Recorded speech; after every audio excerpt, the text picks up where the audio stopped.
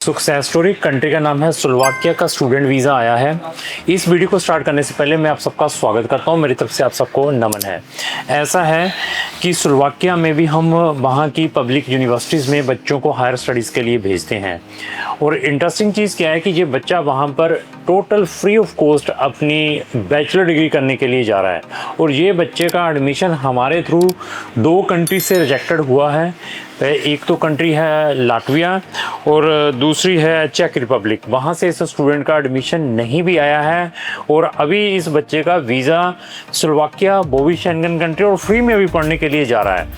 तो साथ में बच्चे की प्रोफाइल के बारे में भी डिस्कस करेंगे, टाइमलाइंस के बारे में भी डिस्कस करेंगे। और इसके अंदर अगर आपकी भी कोई क्वेरी है तो आप हमें कमेंट्स बॉक्स में छोड़े, तो उसका भी हम आने वाले टाइम में आपको अपडेशंस देंगे। तो स्लोवाकिया भी एक शेंगन कंट्री है। अगर आपने यहाँ पर पढ़ने के लिए जाना तो इससे रिलेटेड भी हमारी एक डेडिकेटेड प्लेलिस्ट है जिसका लिंक डिस्क्रिप्शन बॉक्स में लगा है। वहाँ जाकर आप हमारी इससे related number of videos watch कर सकते हैं। इस साल हमारे पास टोटल 5 स्टूडेंट हैं जो इस कंट्री में हमने प्रोसेस किए थे और 2 बच्चों के वीज़ाज ऑलरेडी ग्रांट होकर आ चुके हैं। एक बच्चे का वैसी में डिसीजन पड़ा हुआ है और 2 बच्चों के अभी तक वहाँ से अनकंडीशनल एडमिशन इशू नहीं हुए हैं ड्यू टू नोटिफिकेशन। तो उसके पीछे भी लगे हुए हैं क्योंकि डिपेंड यूनिवर्सिटी टू यूनिवर्सिटी है जिसमें आप अपना प्रोसेस डाल रहे हैं। तो हमें मालूम है कि आपकी प्रोफाइल के अकॉर्डिंग हम कौन सी वहाँ की यूनिवर्सिटीज़ में केस प्रोसेस करें जो फास्ट है एडमिशन देने के लिए, जो कोऑपरेटिव हैं स्टूडेंट्स के साथ। इन सब चीज़ों में हम बच्चों की हेल्प करते हैं। और इसके अलावा ये भी है कि क्या अगर आप स्लोवाक लैंग्वेज सीखने के लिए स्लोवाकिया में जाते हैं तो वीज़ा आपको मिल सकता है या नहीं मिल सकता है, इसके बारे में भी हम आपको कंप्लीट क्लैरिटी प्रोवाइड करते हैं जब बच्चा हमारे पास आता है। तो यहाँ पर भी बच्चे को वर्किंग राइट्स हैं पार्ट टाइम और पोस्ट स्टडी परमिट भी है अप टू 1 ईयर का। तो अभी बच्चे की प्रोफाइल के बारे में डिस्कस करेंगे।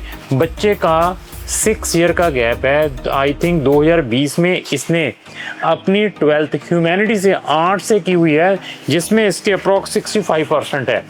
तो ये देख लीजिए। और विदाउट आइल्स इसका केस यहाँ पर प्रोसेस हुआ है। और बच्चे के अंदर एक चीज़ है, वो चीज़ क्या है कि बच्चे की इंग्लिश कम्युनिकेशन स्किल्स अच्छे हैं और बच्चे को अपने आप पे कॉन्फिडेंस बहुत है कि उसकी रिजेक्शंस के बाद ही वो बच्चा यही कहता रहा नहीं सर अभी मेरा अनदर कंट्री में भी प्रोसेस करें। अभी ये देखिए कि लाटविया में भी इस बच्चे ने अपनी एप्लीकेशन फ़ीस ख़राब की होगी क्योंकि एप्लीकेशन फ़ीस लगती है वहाँ पर। चेक रिपब्लिक में कुछ यूनिवर्सिटीज़ में एप्लीकेशन फ़ीस नहीं है, कुछ में है।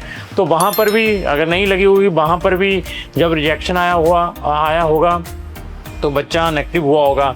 तो थर्ड फिर हमने इसको ये कंट्री का ऑप्शन दिया था और इसको ये बताया था कि यहाँ पर आपका एंट्रेंस एग्ज़ाम भी होगा और साथ में आपकी इंग्लिश में इंटरव्यू भी होगी। तो मैंने फिर बताया कि बच्चे को अपने ऊपर बहुत कॉन्फिडेंस है और बच्चे की कम्युनिकेशन स्किल्स अच्छी हैं। तो बच्चे ने कहा कि मैं ये चैलेंज एक्सेप्ट करने के लिए रेडी हूँ।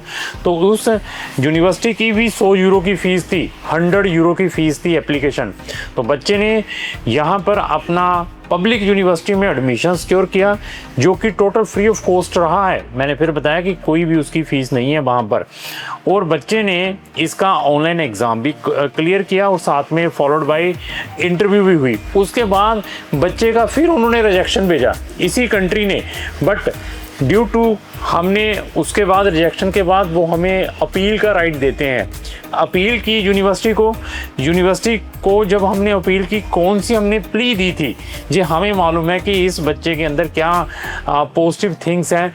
उस प्ली की ग्राउंड के ऊपर उन्होंने after submitting the appeal I think with in 15 days के अंदर फिर उन्होंने कहा कि हम अपना जो नेगेटिव डिसीजन उसको ओवरटर्न करके आपको हम एडमिशन ग्रांट करते हैं।